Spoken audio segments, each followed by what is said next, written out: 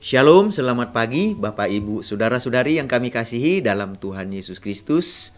Senang kita kembali bisa bertemu melalui renungan firman Tuhan yang akan kita baca dan dengarkan hari ini. Damai sejahtera dari Tuhan Yesus, kasih-Nya, sukacitanya senantiasa menyertai kita semuanya. Mari kita bersatu di dalam doa. Tuhan Yesus, hati kami sungguh melimpah dengan ucapan syukur buat kebaikan-Mu yang memberikan kami napas kehidupan dan hari yang baru untuk kami jalani sepanjang hari ini. Berkati dan urapi firman-Mu menjadi pelita yang menerangi kehidupan kami. Dalam nama Tuhan Yesus kami berdoa. Haleluya. Amin.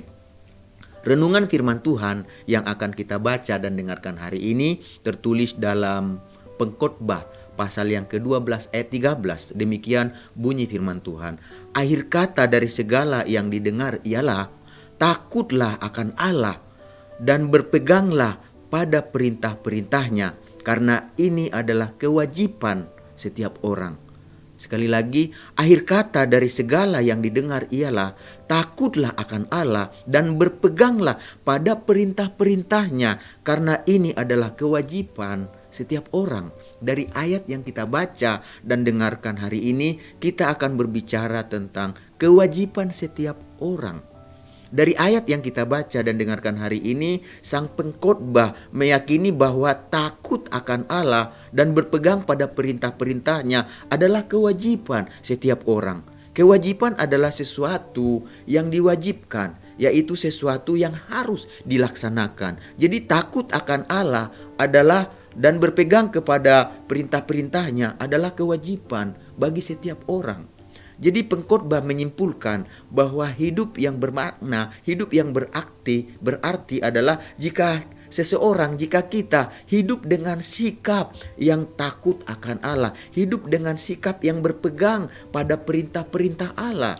Jadi supaya kita takut akan Allah dan memegang perintah-perintahnya, kita harus mengenal Allah terlebih dahulu. Dan kita tidak mungkin mengenal Allah kalau kita tidak pernah mendengarkan perintahnya, mendengarkan firman-Nya, mempelajari firman-Nya, membaca firman-Nya di mana? Melalui Alkitab yang tertulis. Karena ketika kita membaca Alkitab, itu Allah berbicara kepada kita melalui yang tertulis. Dan ketika Allah berbicara kepada kita, kita mengenal Allah, kita tahu siapa Allah, apa yang menyenangkan hatinya, apa yang Dia mau, apa yang Dia inginkan. Dan dengan demikian, Bapak Ibu Saudara-saudari yang kami kasihi dalam nama Tuhan Yesus, bacalah Alkitab kita. Karena Alkitab adalah firman Allah yang tertulis. Allah akan berbicara kepada kita ketika kita membaca Alkitab. Jadi bacalah firman Allah dengan hati yang takut akan Allah, dan milikilah kerinduan untuk melakukan kehendak-Nya. Supaya apa? Supaya kehidupan kita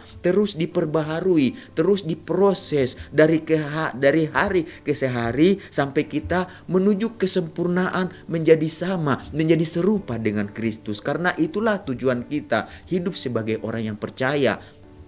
Jadi dengan begitu, segala sesuatu yang kita miliki dalam kehidupan kita seperti pengetahuan, hikmat, pekerjaan, jabatan, kesuksesan, ibadah, kekayaan, dan nama baik menjadi tidak sia-sia ketika kita memiliki di dalam kehidupan kita sikap yang takut akan Allah dan sikap yang berpegang kepada perintah-perintahnya. Apa yang kita miliki menjadi berarti dan tidak sia-sia. Jadi sebaliknya, hal-hal yang telah kita miliki, yang seperti yang kita katakan di atas tadi, hal-hal tersebut menjadi sarana bagi kita untuk memuliakan Allah, sarana bagi kita untuk menikmati kemuliaannya dalam kehidupan kita. Jadi pada akhirnya kita akan mengetahui dan menemukan kebahagiaan yang sesungguhnya dalam kehidupan kita adalah jika kita melakukan kewajiban kita, dan kewajiban itu berdampak bukan hanya untuk yang sekarang, tetapi untuk yang akan datang ketika kita meninggalkan dunia ini, memasuki kehidupan yang kekal dalam kerajaan surga. Dan kewajiban tersebut yang harus kita miliki sebagai orang percaya, sebagai orang beriman, sebagai pengikut Yesus adalah milikilah sikap hidup yang takut akan Allah dan berpeganglah pada perintah-perintahnya. Itulah yang membuat kehidupan kita berarti dan memakna. Oleh karena itu, Bapak Ibu, saudara-saudari sekalian yang kami kasihi dalam Kristus Yesus, sebagai orang percaya, sebagai pengikut Yesus, milikilah sikap hidup yang takut akan Allah dan patuhilah segala perintah-perintahnya. Maka hidup kita ini akan lebih bermakna di mata Tuhan, sebab segala sesuatu adalah dari Dia dan oleh Dia dan kepada Dia. Bagi Dialah kemuliaan sampai selama-lamanya. Itu yang tertulis dalam Roma pasal 11 ayat 36. Mari kita sama-sama bersatu di dalam doa.